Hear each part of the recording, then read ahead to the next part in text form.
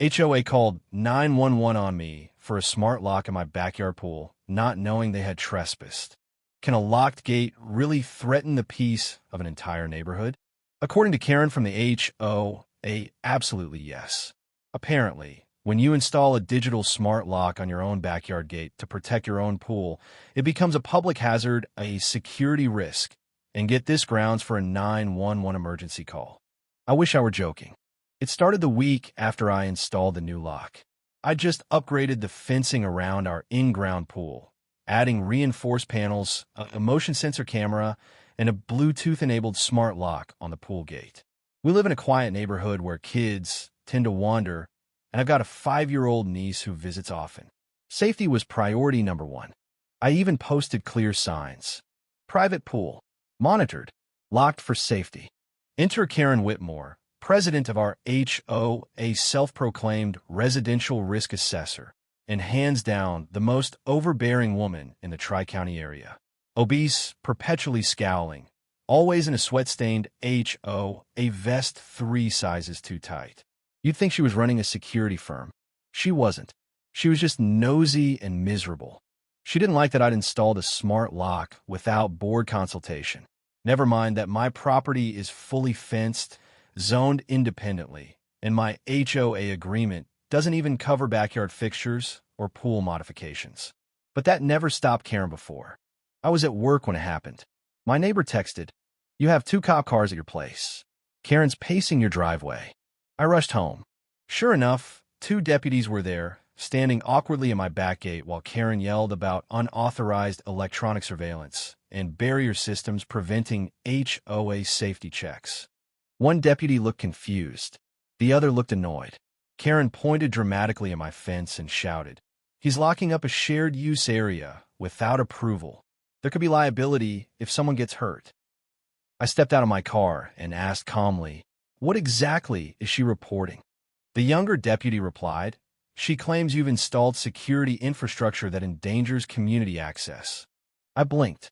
There is no community access. This is my private pool. I installed a smart lock. That's it.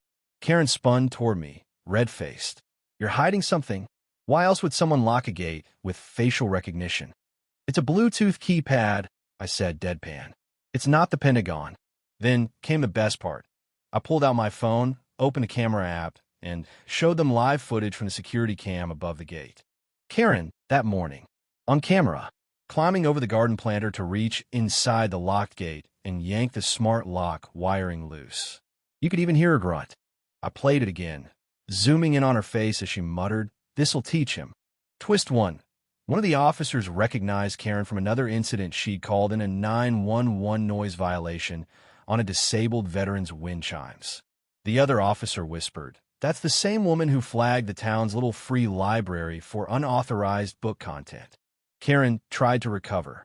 "I was checking for code compliance." "No," I said, handing the deputy a printout of my property plat.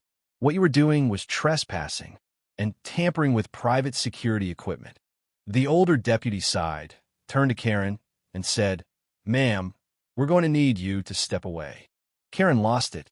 She screamed something about HOA bylaws, about how this neighborhood is being militarized, about how I was undermining community openness with encryption. She even cried. Big crocodile tears. But no one was buying it anymore. And I hadn't even played Twist 2 yet. Because remember how she said my pool was shared use based on legacy rights from the original subdivision? Well, guess who had redrawn the HOA map last year without full board approval and tried to annex my backyard into community green space? Karen. And I had the proof, an internal HOA memo anonymously forwarded by one of the board members. It showed Karen unilaterally submitting a zoning request that listed my property as pending communal recreation expansion. I was never notified. No hearing. No consent. Just her name, a fake signature line, and a plan titled Phase 2, Lakeside Amenities. Karen didn't go quietly. She tried one last power move. She marched back to the HOA office that afternoon and issued me a formal citation for hostile landscaping, unauthorized gate obstruction, and my personal favorite, electronic intimidation through surveillance posture. I laughed so hard I nearly spilled my coffee. My lawyer didn't laugh, though. He added the false citation to our growing harassment file and contacted the county directly. 3 days later, the city zoning board got involved. They confirmed what I already knew: Karen had no legal authority to declare my backyard part of a communal plan. Her Phase 2 development proposal had already been denied by the city a year prior due to lack of public interest and improper boundary claims. She never told the board. Twist 3. One of the current HOA board members, a quiet guy named Luis, who rarely spoke at meetings, came forward with an entire folder of internal emails. In them, Karen outlined a plan to rebrand private lots as community easements, claiming that owners will resist at first, but if we bury them in nuisance violations, they'll cave. That was the nail in her coffin. I filed a harassment and property tampering suit.